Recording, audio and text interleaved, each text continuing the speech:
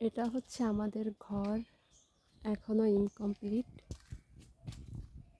রং করা হয়নি, জানালা লাগানো হয়নি। যেটা আমাদের ছাদে ওঠার সিঁড়ি এখনো দেওয়া হয়নি। আমরা এখন সুপারি গাছের সিঁড়ি দিয়ে ছাদে উঠি। এই যে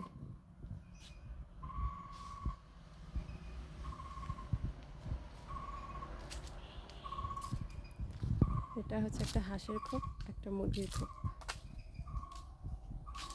এটা হচ্ছে আমাদের পুকুর। পুকুরে হচ্ছে এই সিজনে মানে জানুয়ারি ফেব্রুয়ারি মাসে পানি থাকে না, পরে আবার এটাতে নদীর, এটা হচ্ছে খালের সাথে সংযুক্ত। যখন খালে পানি আসবে তখন এখানে আবার পানি আসবে। ওইখানে ছোট একটা আছে, গর্ত আছে, ওই ফোঁকা থেকে পানি আসে। এটা হচ্ছে আমাদের লাউ গাছ। এই যে আমাদের রান্নাঘরের চালের উপরে একটা লাউ গাছ, এটাতে অনেক লাউ হয়েছিল মাশাআল্লাহ। এই যে